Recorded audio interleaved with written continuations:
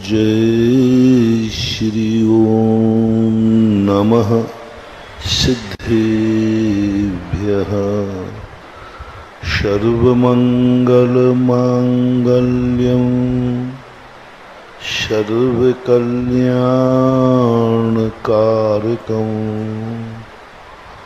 प्रधानं सर्वधर्माणां जैनं जयतु शासनम्। पंच परमेष्टि भगवान की आचार्य श्री गुरुवर कुंद कुंद महाराज की आचार्य श्री गुरुवर विद्यासागर महाराज की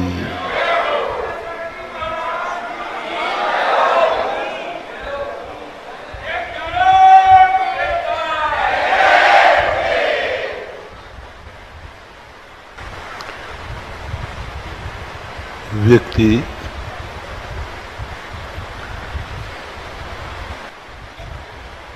सुख की खोज तो कर रहा है लेकिन सुखी नहीं हो पा रहा है। आज तक व्यक्ति यह नहीं समझ पाया कि मेरी जिंदगी जीने का लक्ष्य क्या है। जन्म तो हुआ है, जन्म तुमने लिया नहीं है, जन्म हुआ है। मरना नहीं चाहते हो लेकिन मरना तय है। ये दो चीजें हमारे हाथ में नहीं। प्रकृति ने स्वयं अपने हाथ में लिया कि तुम संसार में रहोगे तो जन्म भी लोगे और मरण भी करोगे। और जब ये दोनों चीजें नियत हैं तो फिर हमारे हाथ में क्या है। हम इतनी लंबी जिंदगी गुजार देते हैं, हम इतना लंबा दिन 12 घंटे का गुजार देते हैं, हम 12 घंटे की रात गुजार देते हैं। कुछ खाली से महसूस होता है, कुछ ऐसा महसूस होता है कि जिंदगी सारी इतनी लंबी जिंदगी में कुछ ऐसा नहीं दिख रहा है। कुछ पूंजी तुम्हें प्राप्त हुई है, तुमने सब कुछ तो किया है लेकिन अंत में थके हुए दिख रहे हो। सुबह उठते थे जिस ताजगी के साथ, शाम को थके हुए हताश लौटते हो। सुबह प्रभात काल जो है वो जितना हमारे लिए समृद्धिदायक नहीं है, सुखदायक नहीं है, वो हमारे भविष्य का कोई निर्णायक नहीं है। हमारी शाम कैसी है, हमारे शाम को चेहरे पर क्या रूप है। घर से तुम निकले हो, कोई जरूरी नहीं कि तुम घर से जिस ढंग से निकले हो उसमें सफल ही हो पाओगे। सुबह निकलते समय जो हम सब कुछ शगुन करते हैं, मेरा दिन अच्छा हो। सुबह मंदिर भी आते हैं, सुबह प्रभात काल को अच्छा भी मानते हो। बहुत सारे सुबह सुबह उठकर हर व्यक्ति मंगल करता है। वह जरूरी नहीं कि वह व्यक्ति अच्छा आदमी हो,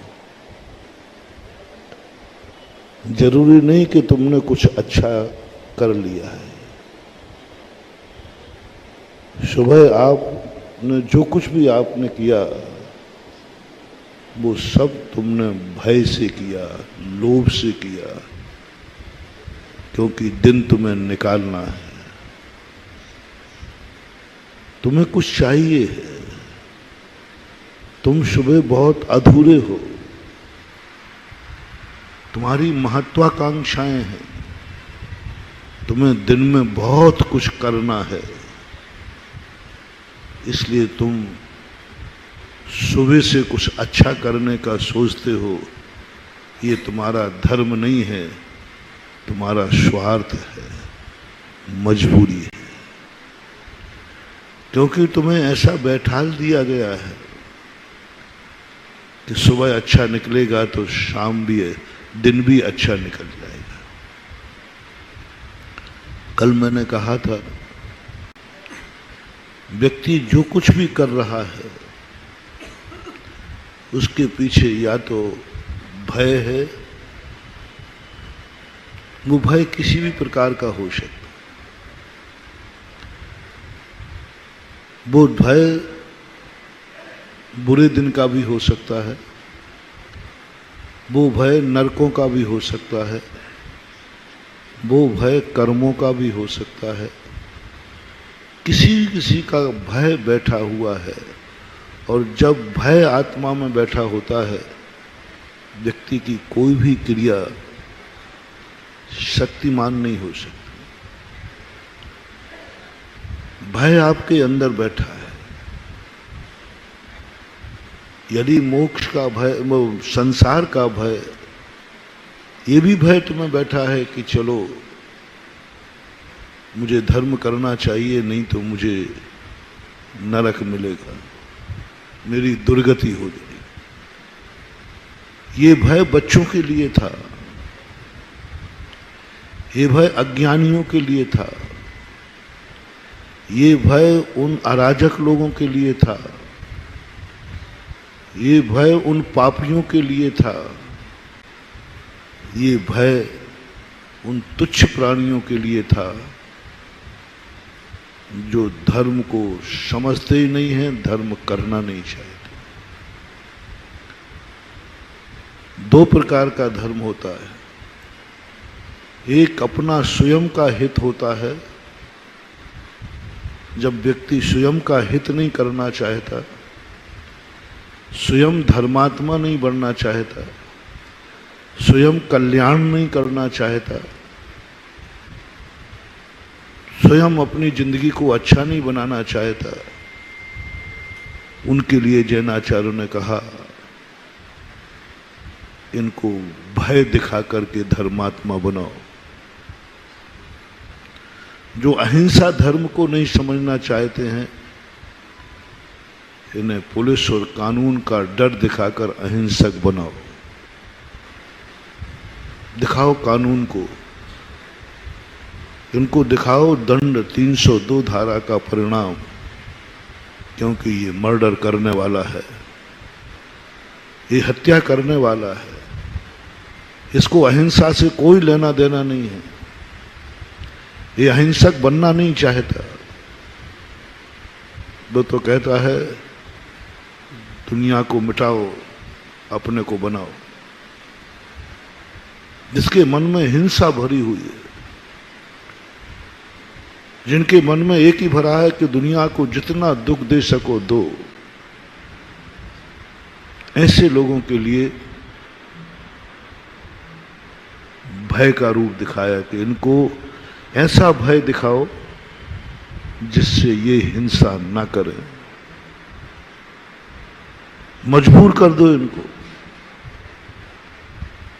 मन से तो करेंगे, परिणामों से तो करेंगे, लेकिन करने मत देना। दो रूप धर्म के, जबरदस्ती कराओ उसको, जैसे बने तैसे हिंसा न कर पाए। वो कहेगा कि मैं मन से तो करूंगा, कर लेना, मैं वचन से तो करूंगा, कर लेना, लेकिन काया से मत करने देना इसको। जैसे बने तैसे। कानून क्यों बनाया गया, कोर्ट कचहरी क्यों बनाए गए? धर्मात्मा बनाने के लिए नहीं। कोर्ट कचहरी में मन से तुमने कितनी हत्याएं कर डाली, कोई एफआईआर नहीं। बचन में तुमने कितने मार डाले, कोई विशेष रूप से कानून नहीं है। कानून कहता है तुमने काया से कितने लोगों को मारा है। यदि काया से तुम किसी की हत्या करोगे तुम्हें जेल में सड़ना पड़ेगा। जब वो कह रहा है कि मैं मन से कर रहा हूं तो अब काया से कर लेने दो। कई लोगों की एक नीति है, जब मन में भाव है तो काया से कर डालो। बड़े बड़े विचारक हुए, बहुत बड़े बड़े सुधारक हुए, जिनका यही इच्छा थी कि जो मन में भाव आया है उसे ज्यादा देर मत रखो, काया से कर डालो। क्योंकि काया से करने के बाद तुरंत शांति मिल जाती है, और मन से करने पर एक व्यक्ति ने कहा कि मुरवाज किसी को उपवास किया, उसको प्यास लग रही है, पानी पीने का भाव आ रहा है, रात भर उसे पानी पानी दिखता है। इससे अच्छा है कि वो एक गिलास पानी पी ले, शांति हो जाएगी। एक व्यक्ति उपवास के दिन गला सूख रहा है, ठंडी पट्टी लगा रहा है, कूलर एसी में बैठ रहा है, प्यास लग रही है, नींद नहीं आ रही है, बहुत आकुल व्याकुल परिणाम हो रहे हैं, बहुत आकुल व्याकुल। कितने घंटे? 12 घंटे और 5-6 घंटे दिन के मिला लो, 17-18 घंटे जो आकुल व्याकुल है, और वो उसको एक लोटा पानी पिला दोगे, शांति हो जाएगी। तो उस व्यक्ति को 17 घंटे 18 घंटे आकुल व्याकुल परिणाम या पानी की याद आ रही है, नींद नहीं आ रही है, और एक व्यक्ति कहता है कि देखो इसको एक लोटा पानी पिला दो, ये बिल्कुल शांति से सो जाएगा। दोनों के उपवास थे और दोनों की हालत बहुत खराब थी। एक ने कहा कि कुछ भी हो जाए, कुछ भी हो जाए, तकलीफ है कि नहीं? बोले है। कष्ट है कि नहीं? बोले बहुत है। प्यास लग रही है? बोले लग रही है। पानी पीने का भाव आ रहा है? बोले बोलते जाओ। हाँ, आ रहा है वो तो तुम्हारा।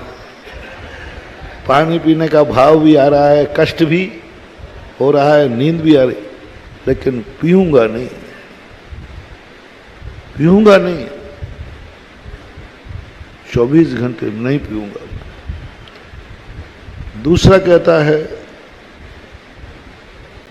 कि मैं तो पानी पीऊंगा क्योंकि मैं आकुल व्याकुल हो रहा हूं। और लोगों ने भी कहा इसकी अपेक्षा ये 17-18 घंटे तक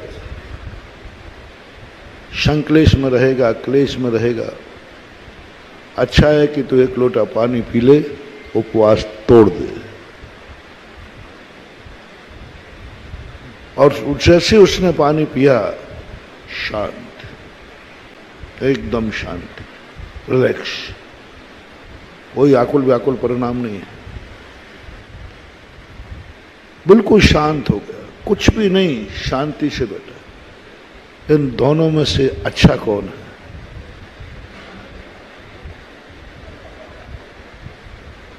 मैंने अच्छे उपवास करने वाले को प्रस्तुत नहीं किया है, जो उपवास के अंदर नहीं सहन कर पा रहा है लेकिन उपवास लिया था, कष्ट हुआ, और दूसरे ने पी लिया।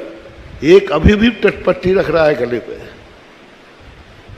पानी डाल रहा है क्योंकि गर्मी तो लगी रही, और दूसरा व्यक्ति उसने एक बाल्टी पानी खर्च कर दिया, पानी की पट्टी लगाते सिर धोते धोते, कूलर एसी में बैठकर उसने कितना 1-2 बाल्टी पानी खर्च हो गया 24 घंटे में, पानी डालते डालते लगाते लगाते, और परिणामों में भी आकुल व्याकुलता रही। और एक व्यक्ति ने बेचारे ने मात्र 2 गिलास पानी पी लिया, 1 लोटा मान लो। वो 1 बाल्टी पानी खर्च कर रहा है, 2 बाल्टी पानी खर्च कर रहा है, फिर भी दुखी है, फिर भी परेशान हो रहा है। उसने 1 लोटा पानी पी करके बिल्कुल शांत हो गया, कुछ नहीं, अब कोई संक्लेश नहीं, कोई आकुलता नहीं। दोनों में से श्रेष्ठ कौन सा है?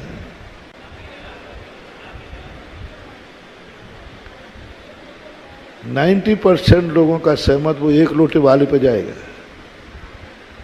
अच्छा है, संक्लेश खत्म हुआ, 1 लोटा पानी से शांति मिल गई, पी लिया, अब कोई आकुलता नहीं। अब वो माला भी फेर रहा है, जाप भी कर रहा है, स्वाध्याय भी कर रहा है, अब वो धर्म में लग गया, अब उसको कोई विकल्प नहीं है।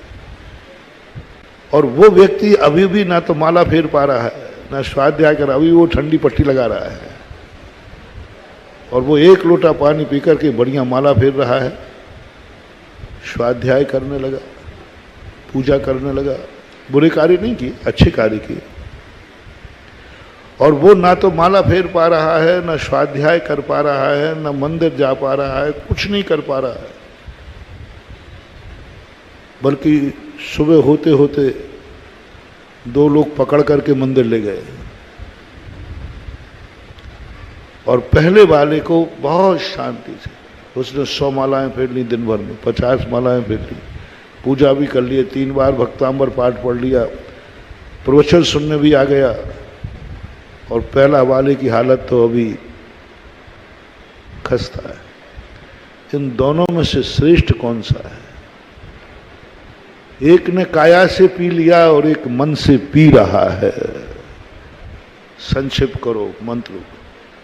एक ने काया से पी लिया और एक मन से पी रहा है।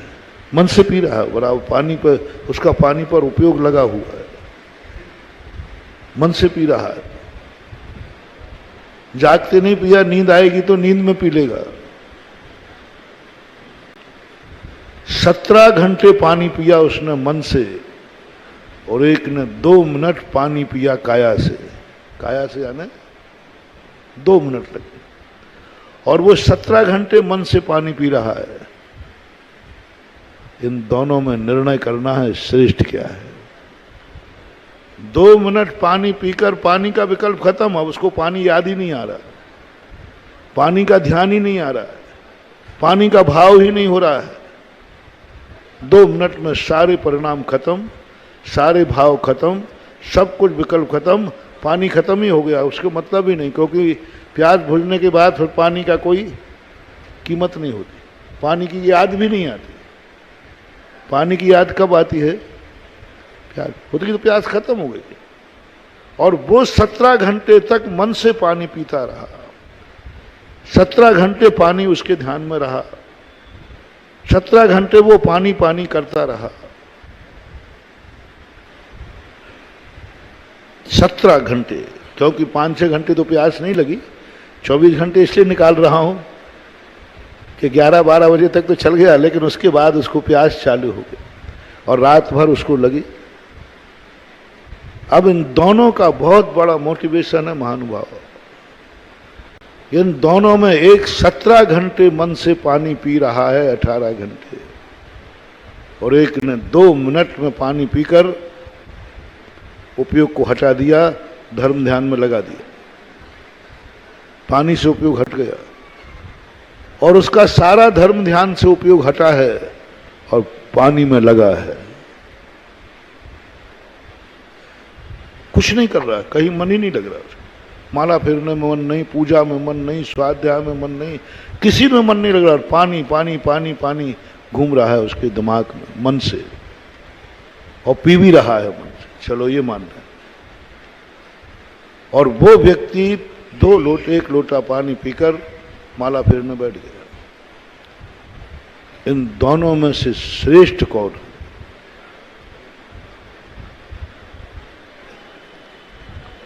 सोच के जवाब देना, क्योंकि जो जवाब दोगे वो आप पर ही लागू होना है। मैंने इसलिए बहुत उसकी दशा को, हमें जितनी दुर्दशा करना थी उतनी मैंने पूरी कर दी, क्योंकि ये तुम्हारे बीच में होता है। अक्सर कर मुकुट सप्तमी के दिन जब बच्चियां उपवास करती हैं, उस दिन सब माताओं को मालूम कि उन बच्ची की रात कैसे गुजारती है। वो बार बार बोलती, मम्मी सुबह हुआ कि नहीं, छोटी बच्ची है, प्यास लगती है। और एक बच्ची ने तो पी करके खत्म कर दिया, वो सो रही घर्राटे लेकर। और जो भी धर्म ध्यान, अपन तो गलत मत कराओ उससे।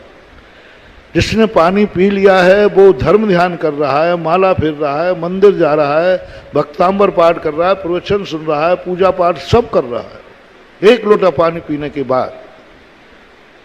और वह व्यक्ति कुछ भी नहीं कर रहा है, बस मन से पानी पीने का भाव आ रहा है उसको, मन से।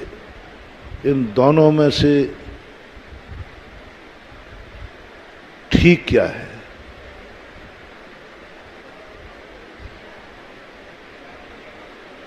मनोज बाबू, और नहीं हो तो एक आध दिन उपवास करके देख लेना, अभी चाहेगा तो 10 लाख क्षण पर्व पूछ। सब लोग ऐसे व्यक्ति को देखकर तुम्हें पता चल गया कि मन से पानी पी रहा है और मर गया तो मेंढक बनेगा, मर गया तो मेंढक बनेगा। और ये मर गया तो स्वर्ग जाएगा, क्योंकि अब परिणाम ही नहीं है इसको, क्योंकि इसने पानी पी लिया, अब धर्म ध्यान कर रहा है, मतलब 2 मिनट में काम था। वो तो मर गया तो मेंढक बनेगा। इन दोनों में श्रेष्ठ कौन है?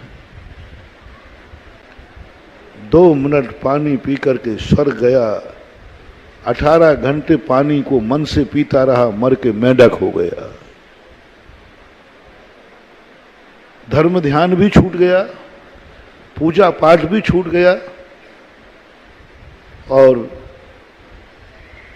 मरकर मेंढक हो गया। इन दोनों में से श्रेष्ठ क्या है? और भी दुर्दशा होती हो तो करा लेना, तुम और करा लेना। हम तो मेंढक तक बना दिया, और कोई नीचे भेजना हो तो बना देना। जो करना है वो सब कर डालो, लेकिन वो पिएगा नहीं, मन से पी रहा है, धर्म ध्यान छूट रहा है, दुर्गति हो रही है। देख, तू मन से पानी पी रहा है, यदि आयु बंद हो गया तो मेंढक बनेगा, मछली बनेगा, दुर्गति होगी। और दूसरे से कहा, देख पी ले, तेरी सदगति हो जाएगी, धर्म ध्यान करेगा, अच्छा कार्य करेगा, जिंदगी जिएगा, बहुत अच्छा। उसने पी लिया, उसको भाव आ गया कि बात सही है, मैं मेंढक तो नहीं बनूंगा, तो उसने पी लिया। और उसने धर्म ध्यान किया, 24 घंटे मालाएं फेरी, सब कुछ किया। मैं आपको बहुत बड़ा प्रश्न दे रहा हूं, इन दोनों में से श्रेष्ठ कौन है?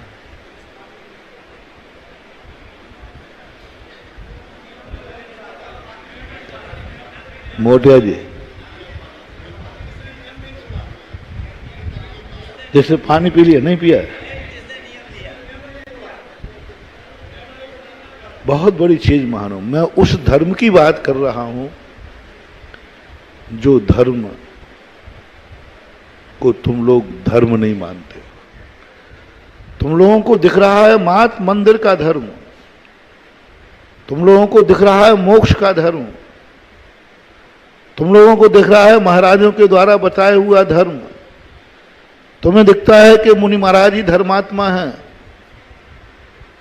तुम्हें दिख रहा है कि जो संसार छोड़कर मोक्ष चले गए वही धर्मात्मा है, तुम्हें दिखता है कि माला फेरना धर्म है, पूजा करना धर्म है, भक्तांबर पढ़ना धर्म है, एकासन करना धर्म है।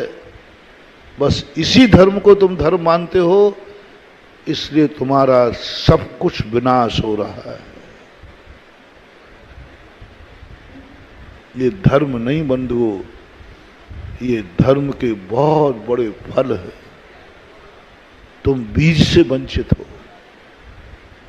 तुम साधन से वंचित हो, तुम मंदिर में धर्म मानते हो, इसलिए मंदिर से भ्रष्ट हो रहे हो, घृणा हो रही है।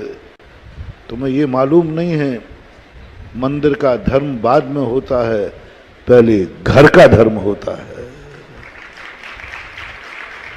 आज यही तो सब हुआ। बड़े बड़े स्वाध्याय बंधुओं ने मंदिर का धर्म सिखाया, समय सार का धर्म सिखाया, माला फेरने का धर्म सिखाया, भक्तांबर का धर्म सिखाया, महाराजों का धर्म सिखाया, सम्यक दर्शन ज्ञान चारित्र का धर्म सिखाया, लेकिन धर्म की खेती फिर भी सूखती रही। धर्म की खेती फिर भी सूखती रही। आनंद नहीं आया, जो मैंने प्रवचन के प्रारंभ में कहा था। सब कुछ धर्मांत करने के बाद कुछ उपलब्धि नहीं दिख रही। प्रातः तुम बहुत बड़े धर्मात्मा थे, बहुत बड़े चेहरे पे चमक थी, मंदिर बड़े शौक से गए थे, भाग्यशाली मानकर गए थे, अभाग्य में उदय आया, गए थे, लेकिन तुम्हें किसी ने धर्मात्मा नहीं कहा, क्योंकि तुम मंदिर गए थे लोभ से, मेरा दिन अच्छा निकले, मेरे जीवन में कोई दुर्घटना नहीं कर पाए, भय से गए थे प्रातःकाल। और तुमने प्रारंभ में जितना धर्म किया, सब कुछ किया, जरूर नहीं महानुभाव तुम अंत में उतने ही अच्छे इंसान बन के मरोगे, अच्छे व्यक्ति बन के मरोगे, क्योंकि तुमने भूल बहुत बड़ी कर ली। तुम फल से लोभित हुए हो, तुम फूलों से लोभित हुए हो, तुम पत्तों से लोभित हुए हो, वृक्ष की सुंदरता से लोभित हुए हो। तुम्हें ये पता नहीं है कि ये जो सुंदरता आई है पेड़ के अंदर, ये फल फूल आए हैं, किसी अच्छी वस्तु से नहीं आए हैं, गंदे खाद से आए हैं। हम खेती तो कर रहे हैं, खाद विहीन खेती हो रही है, और खेत अच्छा है नहीं, खेत अच्छा है नहीं। पंचम काल है, पंचम काल का खेत अच्छा नहीं है।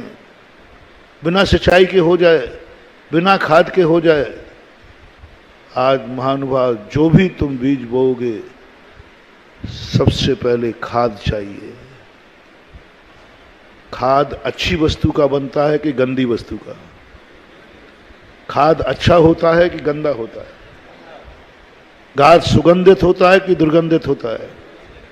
बस आज के समय पर धर्म बहुत हो रहा है, बहुत खेती हो रही है, लेकिन खाद विहीन खेती हो रही है। अंत में बीज भी गायब हो जाता है, तुम्हारा मन धर्म से घृणा से भर जाता है। गजब हो रहा है, लोग धर्म से घृणा करने लगे, धर्म से दूर भागने लगे। करने के बाद जो धर्म में नहीं आया उसकी बात नहीं कर रहा हूं, जो धर्म करने के बाद मन उदास, बहुत देख लिया, बहुत कर लिया, अभिषेक से उब गया, माला से उब गया, पूजा से उब गया, भगवान के दर्शन करने से उब गया, गुरुओं की संगति से उब गया। जितने जितने धर्म के साधन थे, लोग जैसे जैसे जीवन ढलता है, जितने उत्साह से तुम पहले दिन मंदिर आए थे, वो उत्साह नहीं रहा। जैसे पहले दिन तुमने मंदिर की एक माला फेरी थी, उत्साह से नहीं फेरी थी, लोभ से। हम लोगों ने बहुत विज्ञापन किया, हम लोग बहुत बड़े सेल्समैन हैं। विज्ञापन इस ढंग से करते हैं कि एक बार तो मन करता है कि इस चीज को ले लिया जाए। 90% मैंने सोचा ये विज्ञापन क्यों करते हैं लोग, और विज्ञापन जितने अच्छे ढंग से होगा, माल बिकने वाला नहीं है तो भी बिक जाता है। जिसको जरूरत नहीं वो भी, बोलो आप लोग बोलो, कितने बार वस्तुएं तुम्हारा खरीदने का मन नहीं था, लेकिन बाजार में विज्ञापन देखकर तुम्हारा खरीदने का मन हुआ। ऐसी जिंदगी में किसी ने कोई वस्तु खरीदी जो वस्तु का विज्ञापन सुन करके मन नहीं था, तुम बाजार गए नहीं थे लेने के लिए, लेकिन जैसे ही किसी ने विज्ञापन दिया तुम्हारा मन हो गया कि चलो। किसी ने कहा भी कि देखो भाई ये चीज तुम्हें चाहिए नहीं थी और क्या पता गलत हो, बोले एक बार लेने में क्या बिगड़ता है। किसने कभी ना कभी विज्ञापन को देख करके माल खरीदा हो जिंदगी में कभी, तो बोला सबने खरीदा होगा, सबने कोई ना कोई माल खरीदा कभी ना कभी।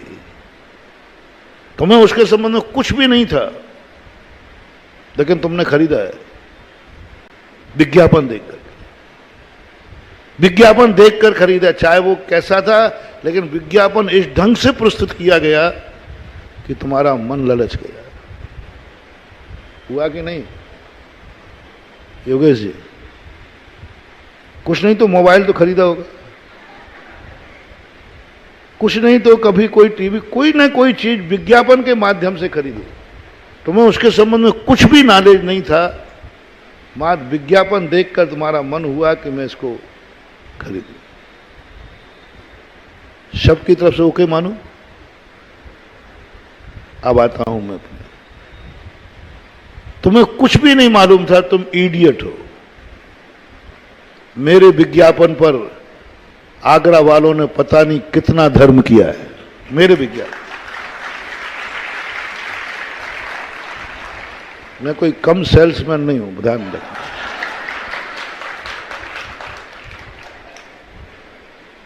मैंने कल ही यही सीखी है, तुमने खुद नहीं खरीदा, तुम्हारी मांग नहीं थी मंदिर आना, हमने मंदिर बुलाया तुम्हें। हमने यानी हम साधुओं ने, भाषा है साधुओं ने, जिनवाणी ने, माँ बाप XYZ, तुम्हारे मंदिर आने की आवाज तुमने अपने अंदर से उठाई थी कि तुम्हारे माँ बाप ने भेजा था, विज्ञापन था ये। उन्होंने कहा बेटा विज्ञापन, मंदिर जा। बहुत लोभ दिया, मंदिर जाने से ऐसा होता है, ये होता है, ये होता है, तू पढ़ाई अच्छी करेगा, तेरा खूब धन दौलत, जो कुछ भी आप विज्ञापन वाला करता है वो तो LIC वालों से पूछ लेना। गंजे को कंगी बेच देते, और हमने भी आगरा के गंजों को कंगी बेची है और बेच रहा हूं और बेचूंगा। विज्ञापन, तुम कुछ नहीं जानते, इडियट। मात गुरु ने आकर के तुमसे कहा ये धर्म करो, ये माला फेरो, क्योंकि तुम परेशान थे, तुम दुखी थे। हमने उस दुखी का फायदा उठाया। तुम लोभी थे, हमने तुम्हारे लोभ का फायदा उठाया। तुम लोभी थे, तुम कुछ वो चाहते थे जो तुम्हें मिलने वाला नहीं था, तुम वो चाहते थे जो तुम प्राप्त नहीं कर पा रहे थे। मैंने झुंझुना बनाया, मैंने झुंझुना बजाया, आओ तुम्हें जो चाहिए मेरे से मिलेगा। तुम दौड़े चले आए, लाइन लगा दी। बिल्कुल सांची सांची हो रही है, खुली खुली। बोलो कितने लोग धर्म और हम शादियों के, जिनवाणी के झुंझुने पर मंदिर आते हैं।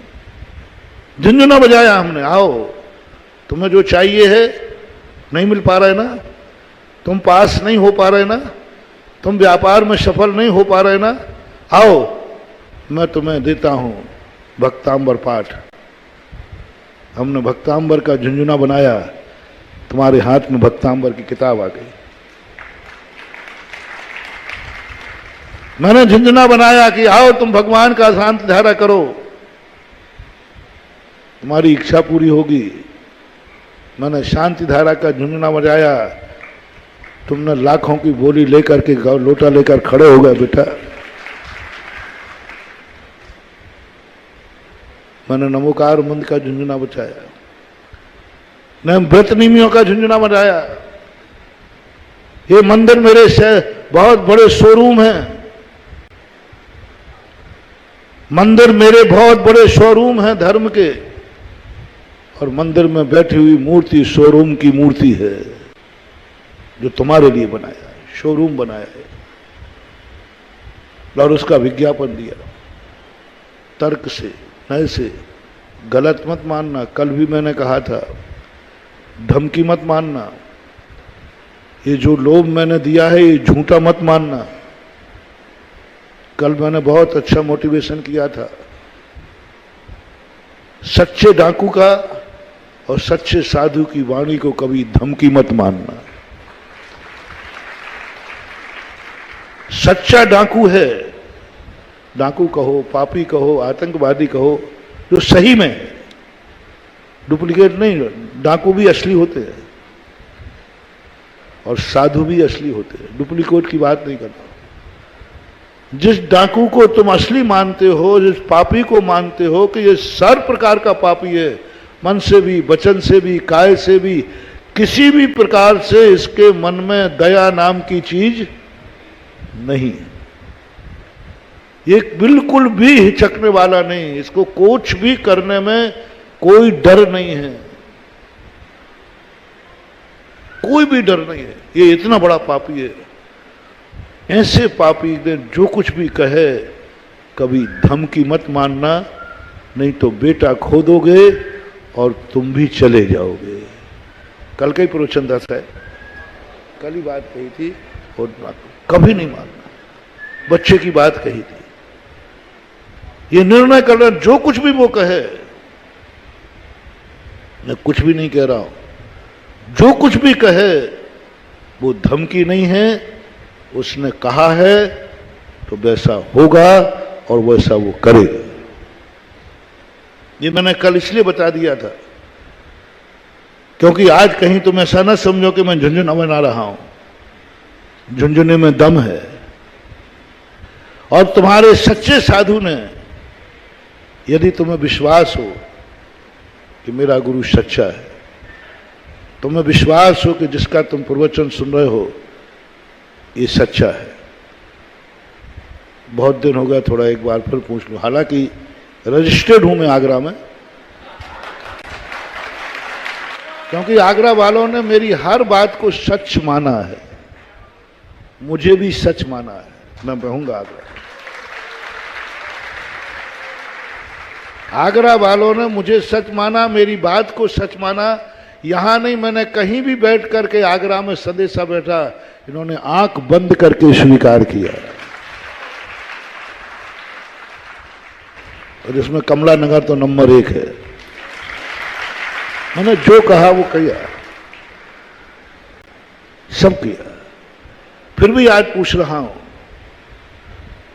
मेरी वाणी जो मैं बोल रहा हूं तुम सुनने आए हो, सच्ची मान के सुनने आए हो या झूठी मान के? मैं सच बोलूंगा या झूठ? मैं सच्चा हूं या झूठा? झूठा हो तो कल से आना मत, और यदि सच्चा हूं तो अपने पड़ोसी को भी लेके आना। मैं कुछ नहीं कहा, मैं कैसा हूं तुम मेरे से मत पूछना। मैं कैसा हूं मेरे से मत पूछना। दुकानदार से कभी मत पूछना कि साहब ये नारियल चोखा है खोटा है। दुकानदार तो कहेगा जो भी है सब फैसला तुम्हें करना है। तुम्हें करना है। जब तुम अपने गुरु का प्रवचन सुनने जाओ तो छाती पे हाथ रख के पूछो, जिसका प्रवचन सुनने जा रहे हो वो साचा बोलेगा या झूठा बोलेगा। निसंकेत हो जाना, थोड़ा भी मन में संदेह मत रखना। 99 पॉइंट पर भी तुम आने की जरूरत नहीं है। जब आत्मा 100% बोल जाए, सूरज पश्चिम से निकल सकता है, आकाश के तारे जमीन पे आ सकते हैं, लेकिन मैं जिस गुरु का प्रवचन सुनने जा रहा हूं इसकी वाणी कभी अन्यथा नहीं हो सकती। पूज्यवर समंतभद्र महाराज ने सबसे पहले कहा, उन्होंने उन्होंने कहा धर्म पर सिद्धांत नहीं करना है, धर्म तुम्हारे ज्ञान का विषय नहीं है। मोक्ष पर सिद्धांत नहीं करना, तुम्हारे ज्ञान का विषय नहीं है। क्षय द्रव्य शायद तत्वों पर विश्वास नहीं करना, यह तुम्हारे ज्ञान का विषय नहीं है। तुम कुछ भी नहीं जानते,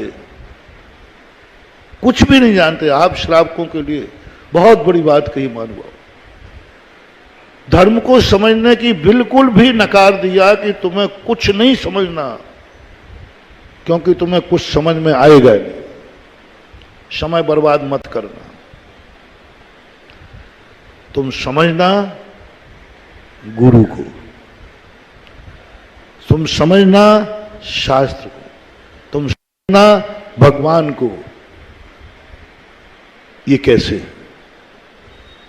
इन्होंने क्या दिया है वो नहीं समझना। डॉक्टर को तुम समझते हो या दवाई को?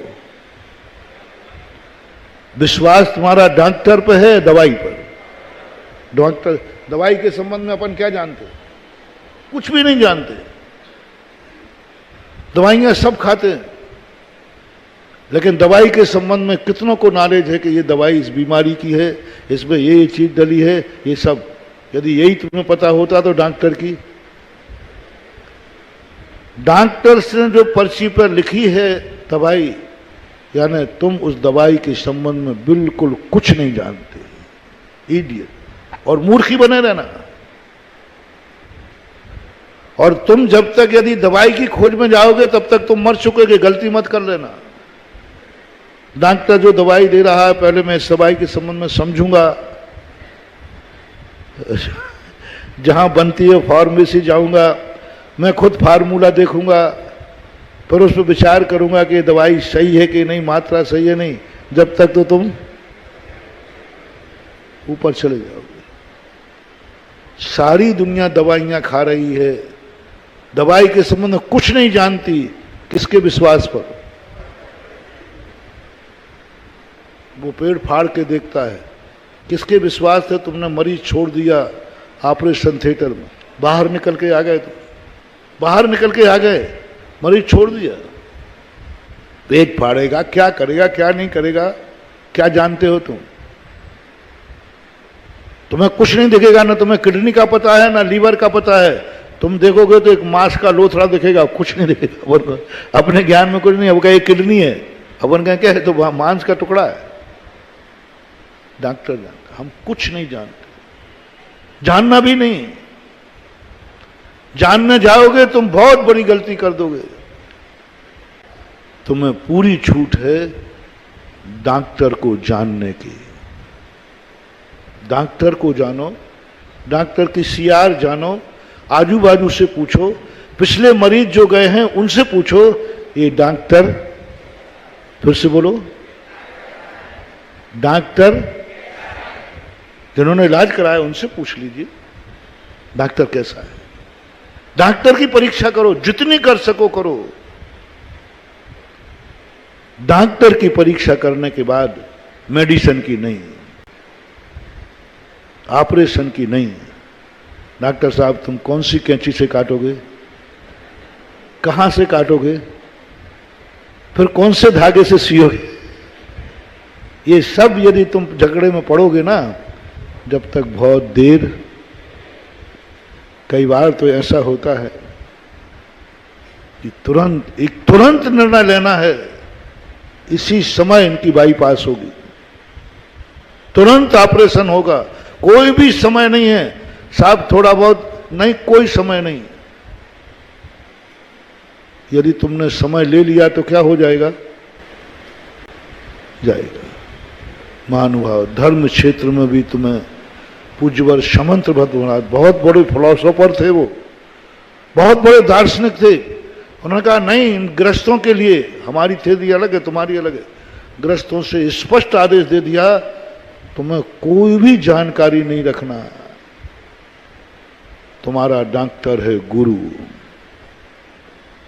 इसको पहचानो, इसकी सीआर देखो, जो इसके शिष्य बने हैं उनसे पूछो, जहां से होके आया है वहां से पूछो, कितने मरीज इसके हाथ से गुजरे हैं, जिंदा गए हैं कि मरे गए हैं, पूछना। अंधे बन के मत मानना। गुरु के संबंध में कभी अंधे मत होना, डॉक्टर के संबंध में कभी अंधे मत होना। अंधे होना है तो दवाई के संबंध में होना। रिपीट कर रहा हूं, समझना। मूर्ख होना है तो दवाई के संबंध में, डॉक्टर के संबंध में नहीं। अंधे डॉक्टर के संबंध में मत होना। डॉक्टर का बोर्ड लगा हो, डॉक्टर का बैनर लगा हो और तुम जाके चले जाना, नहीं, अंधे बन के मत जाना। मेडिसिन में अंधे हो जाओ क्योंकि वो हमारे ज्ञान का विषय, लेकिन डॉक्टर के संबंध में अंधे नहीं होना। नहीं नहीं, बहुत अच्छी तरह पता करो। कितने मरीज इसके संबंध में निकले, उनसे पूछो भाई क्या हाल है, क्या स्थिति है, पूछो। और पूछने के बाद डॉक्टर पर जब 100%, 99% पे नहीं, 100% हो जाए कि डॉक्टर का मैंने सब कुछ परीक्षण कर लिया, डॉक्टर 100% खरा है, फिर मन कहे कि तेरे लिए गलत हो गया, तो बोले इट में बी पॉसिबल, हो सकता है, लेकिन अभी तक खरा, अभी तक किसी ने बुराई नहीं की उसकी। आज हो सकता है, वो तो हो सकता है। सारी दुनिया में सबसे जैन दर्शन ने यही कहा, दिगंबर मुनि से कहा, भूखे मर जाना, समाधि ले लेना, भोजन मिले तो भोजन करने मत जाना। 7 महीने 8 दिन तक ऋषभदेव घूमते रहे, क्या भोजन नहीं मिल रहा था? भोजन की कमी थी। जैन साधु भूखा नहीं होता है। कौन किसके यहां हार करना है? कौन हार दे रहा है, क्या मान के हार दे रहा है, ये मूल प्रसंग है। क्या मान के हार दे रहा है? हार देने वालों की तो कमी है ही नहीं। यदि एक होटल के सामने खड़ा हो जाए तो वो भी हार दे देगा। भारत देश रोटी के लिए कोई मना नहीं करता, रोटी के लिए कोई भी खिलाई देगा, लेकिन जैन साधु हर स्थान पर क्यों नहीं खाता? क्या उनमें भक्ति नहीं है? क्या वो जहर दे देंगे?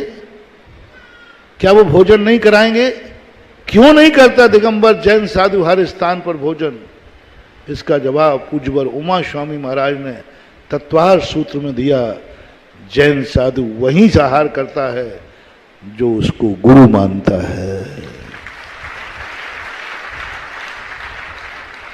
और आपसे भी मेरा कहना है, आपका दान तभी माना जाएगा जब आप ये निर्णय कर चुके हों कि मैं इनको गुरु मानता हूं। त्यागी वृत्ति ले लेना, छुल्ला केला वो सब आ जाएगा। ये निर्णय पहले हो, और ये निर्णय पहले हो जाए तो वो दान का पुण्य है। दान पेट भरने के लिए नहीं दिया जाता, दान गुरु को दिया जाता है। आज जितनी सभा बैठी है, जो भी लाइव में सुन रहे हैं, सबसे पूछना चाहता हूं, तुम्हारा भगवान कैसा है? सदोष या निर्दोष, गुणवान या निर्गुणी?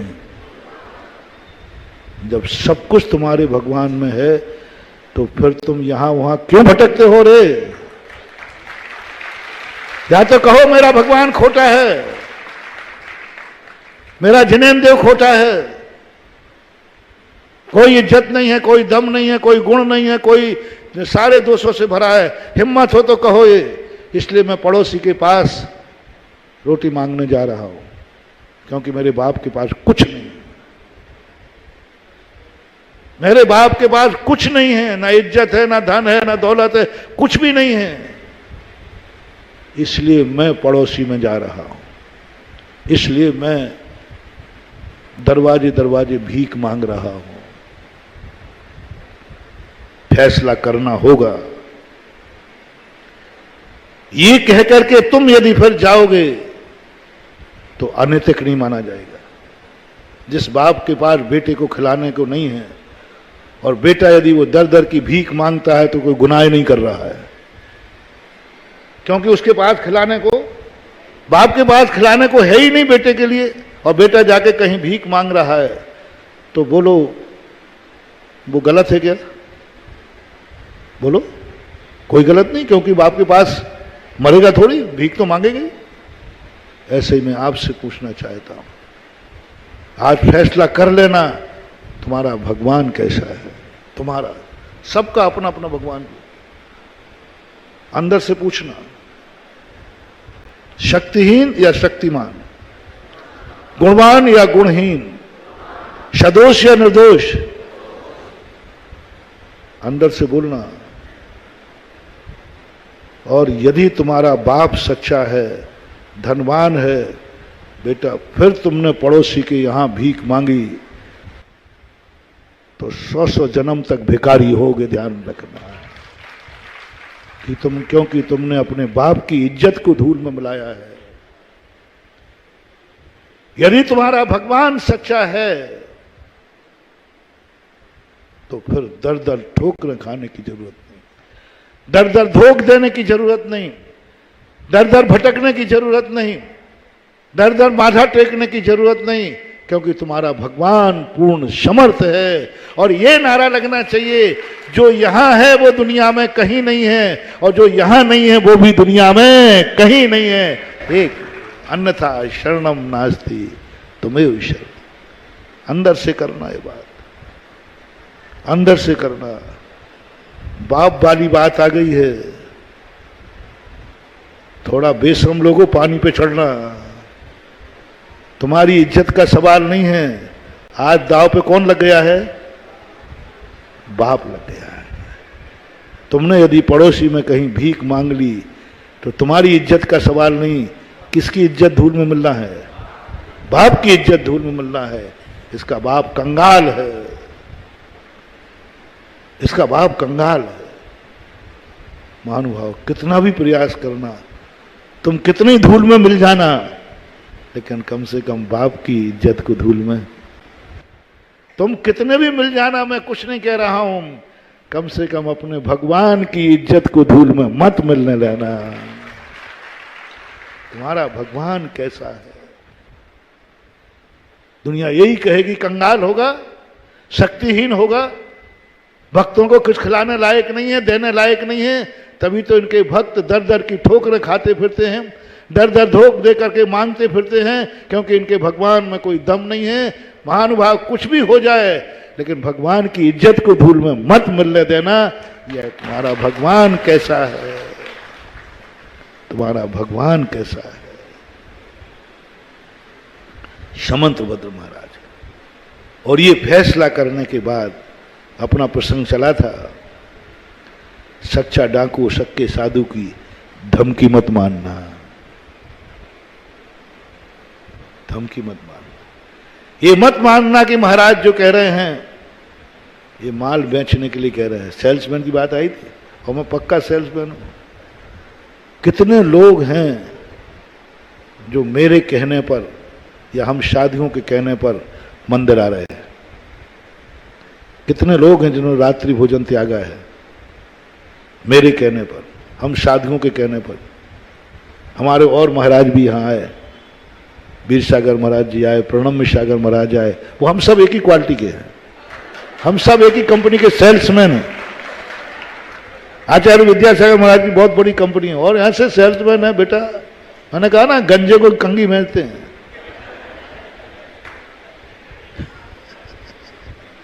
और तुम्हें मालूम भी है, आगरा वाले तो अनुभव सिद्ध है। ऐसे ऐसे लोगों को मंदिर में लोटा पकड़ा दिया जो कभी मंदिर का दर्शन नहीं करते थे, आज अभिषेक कर रहे हैं। कुछ गलत तो नहीं कहा? जो मंदिर का दर्शन नहीं करते थे वो अभिषेक करके बिना पानी नहीं पी रहे हैं। इससे अच्छा सेल्समैन और क्या चाहिए? लेकिन महानुभाव, ये धमकी मत मानना। मैं डराऊंगा, मैं धमकाऊंगा, मैं तुम्हें लोभ का झुंझुना बनाऊंगा, लेकिन वो गलत झुंझुना नहीं होगा। जो तुम्हें कहूंगा वो मिलेगा, शांति धारा से मिलेगा, भक्तांबर से मिलेगा, नमोकार मन से मिलेगा, तुम्हें सब मिलेगा। जो तुम चाहते हो वो मिलेगा। ऐसी बात नहीं है कि मैं झूठा बोल रहा हूं, मिलेगा, पक्का है। और जो डर दिखाऊंगा वो वैसा होके रहेगा, ये भी पक्का है। जैसे मैंने कहा ना, सच्चा डाकू है जो बोल रहा है वो वैसा होके रहेगा। मैं भी जो बोलूंगा वो होके रहेगा, रहेगा, रहेगा। धमकी मत मानना, धमकी मत मानना। लेकिन मैं इतनी पूछना चाह रहा हूं कि तुम लोभ का झुंझुना चुन करके आए हो, भय के कारण से आए हो, या फिर कुछ और मान के आए हो? भय से, लोभ से, आदि से तुम जो बात मान के आए हो, मजा नहीं आया। सुबह तुम मंदिर आते हो,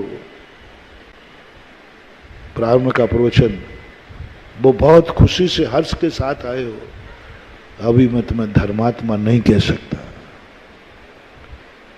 सुबह तुम अच्छे चेहरा उठ करके लाए हो, नहीं कह सकता हूं कि तुम आज दिन अच्छा ही गुजरेगा, क्योंकि सुबह में स्वार्थ भरा हुआ रहता है। सुबह हमारी जिंदगी का निर्णायक नहीं है, जन्म हमारी जिंदगी का निर्णायक नहीं है। हमारा जन्म अच्छे कुल में हुआ, अच्छी जाति में हुआ, अच्छे क्षेत्र पर हुआ, अच्छे स्थान पर हुआ, ये अच्छे आदमी का निर्णायक नहीं है। अच्छे आदमी का निर्णय नहीं है। भविष्य तुम्हारा अच्छा है क्योंकि प्रातः काल तुम मंदिर गए थे, इसलिए तुम्हारा दिन अच्छा है, मैं नहीं कह सकता। जन्म तुम्हारा अच्छे कुल में हुआ है, अच्छी जाति में हुआ है, इसलिए भविष्य तुम्हारा अच्छा है, ये निर्णय नहीं किया जा सकता। समय आपका हो गया, अपन फिर समझेंगे एक क्रमबद्ध श्रृंखला को। अपन पहले तो मैं तुम्हें जो तुमने किया है वो उसको सबको हिलाऊंगा और फिर उसी में बुलाऊंगा। गाड़ी में बैठा लूंगा भी और गाड़ी से उतारूंगा भी। आज तक कोई गाड़ी ऐसी नहीं हुई जिसमें बैठने के बाद उतरना ना पड़े, और ऐसा कोई व्यक्ति नहीं हुआ जिसको उतरने के बाद फिर गाड़ी में बैठना पड़े। आप गृहस्थ हो, आपको गाड़ी में बैठना भी है, गाड़ी से उतरना भी है। इस प्रोसेस के संबंध में अपन समझेंगे। महावीर भगवान की